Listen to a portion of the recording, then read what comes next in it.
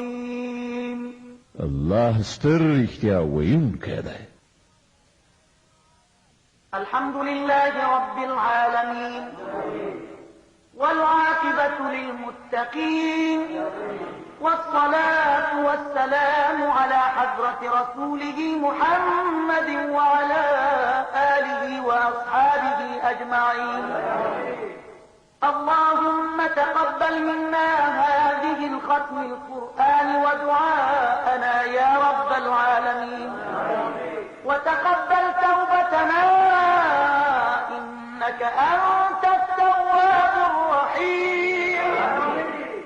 اللهم ارحمنا بالقرآن العظيم، اللهم انفعنا وارفعنا بالقرآن العظيم، اللهم أوصل وحدتنا بالقرآن، واصلح أحوالنا بالقرآن، واشف أمراضنا بالقرآن، وأد ديوننا بالقرآن، واستر عيوبنا بالقرآن، واغفر ذنوبنا بالقرآن، واحفظ لأحيانا بالقرآن، واغفر لموتانا بالقرآن، وسلم مسافرين المسلمين بالقرآن.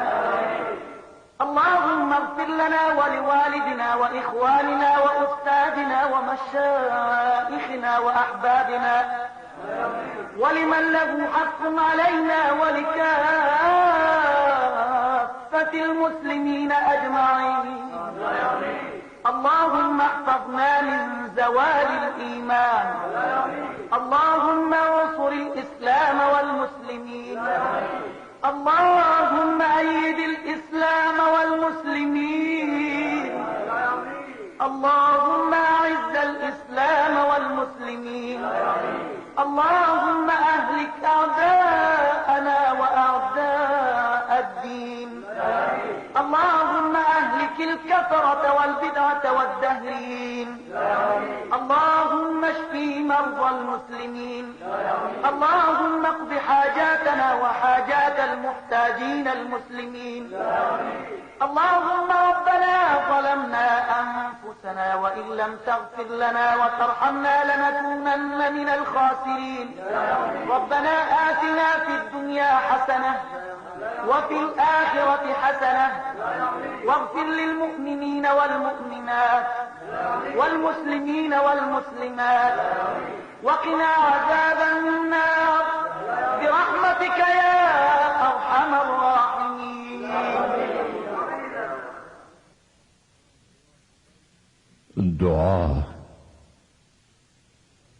الهی پروردگاره، د دې سپېڅلي قرآن ختم چې پکې شک او شبهه نشته ستا پاک کلام دی، په خپله درګاه کې قبول او منظور وګرځوه، او ثوابونه یې هم په دې دنیا هم په آخرت کې را په برخه کړه. پروردګاره د دې پاک قرآن فرمایشات زموږ د ژوند په چارو کې جاري او حاکم کړه. د ژوندانه په تیارو پیچونو کې د لارې چراغ وګرځوه او زړونه مو قرآني فرمایشاتو ته پرانیزه. الهي زموږ له ارادي او غیر ارادي ګناهونو څخه راتېر شه. پروردګاره زموږ عاجزۍ ته وګوره، موږ زموږ په تېروتنو او خطاګانو مه نیسه. پروردګاره الهي زموږ زړونه له کینې، حسادت، بدبینۍ، د دنیا له حرص څخه وژغوره. د زړه پاکي راکړه او ستا مخلوق ته مو د خدمت په نیت سنبال وګرځوه. د دښمنۍ افکار له موږ څخه لرې کړه یا پروردګاره. الهي موږ ته د هغه څه توان را په برخه کړه چې ستا په لاره کې سرښندنه او هڅه وکړو، او هغه چې زموږ په انساني توان کې دي ستا د فرمان سره سمې ستا په دربار کې سرته ورسو. خدای پاکه ته او یوازې ته د ټولو مخلوقاتو د پیدایښت سرچینه او ستا پاک حضور ته د ټولو درګرځېدل دي. زمونږ زړونه په خپل وحدانیت ټینګ او مضبوط وګرځوه، د شیطان له شرک او وسواس څخه چې تا په خپله پرې لعنت کړی او شړل شوی دی، ستا د بندګانو دښمن دی او ستا د مخلصو بندګانو د لارې په سر ناست او په غلطه لاره یې بیا یې وژغوره او په خپلو هدایاتو مو روان کړه. الهي پروردګاره، ته مولای، ته حقیقي پادشاه، ته مالک او کبریا او پر ټولو برلاس او د قدرت خاوند دی. پروردګاره پرته ستا له پاکې درګاه څخه بله د دعا او استغفار درګاه نشته. خپل د دعا لاسونه مو ستا په دربار کې جګ کړي دي، موږ له خپل درباره نا امیده کوه مه. الهي ستا عاجز او خطاکار بندګان یو، موږ ته بښنه وکړه او د دوزخ له اور څخه مو وژغوره.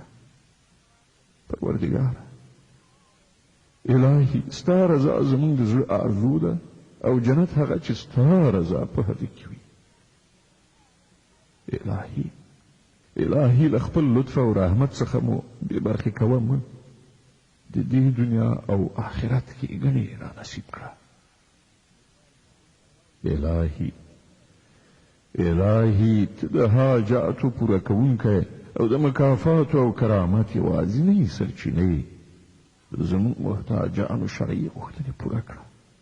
پروردګاره ناروغانو ته شفا ورکړه او له ذهني او روحي ناروغۍ څخه یې وژغوره. پروردګاره د مسلمان امت څخه نفاق شقاق لرې کړه، په خاصه توګه د افغان ولس چې سخت تاریخ په دې پړاو کې د نفاق او وروروژنې په اور کې سوځي، اتحاد او یووالی ور په برخه کړه. الهي پروردګاره د منافقانو چل ول او دروغ رسوا او بې اثره وګرځوه. پروردګاره د اسلام او قرآن د سمې لارې دښمنان که هر چیرې او په هر شان دي ناکام او ناامیده کړه. خالق پروردګاره د قرآن عظیم شان د تلاوت او پښتو ترجمې د دې البوم د بشپړولو په خاطر چې زه خپل بنده وټاکلم او بیا دې دا وس او توان راکړ چې بشپړ کړم او خپل دربار ته دې د خدمت لپاره وټاکلم، مننه لرم او ستا په دربار کې د سجدې سر ږدم او شکرونه ادا کوم. پروردګاره ستا په لاره کې زما دا خدمت په خپل دربار کې قبول او منظور وګرځوه او په حسناتو کې حساب کړه.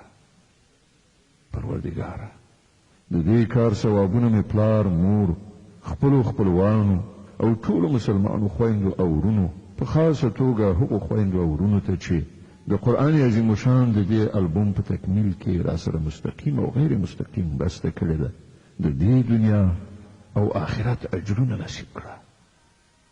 پروردګاره د دې سپېڅلي قرآن د ختم په برکت مونږ او زمونږ پلرونه نیکونه وبخه او ټولو هغو خویندو او ورونو ته چې د قرآن ختم یې کړی دی ثوابونه ور په برخه کړه.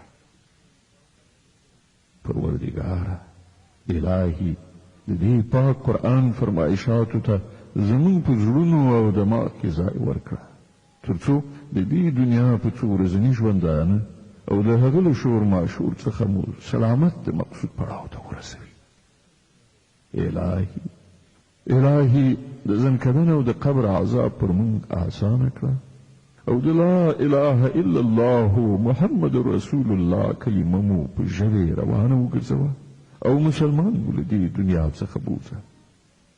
الهي پروردګاره ته هغه وکړه چې په پای کې ته له مونږ څخه راضي شې او مونږ سوکاله او بریالي.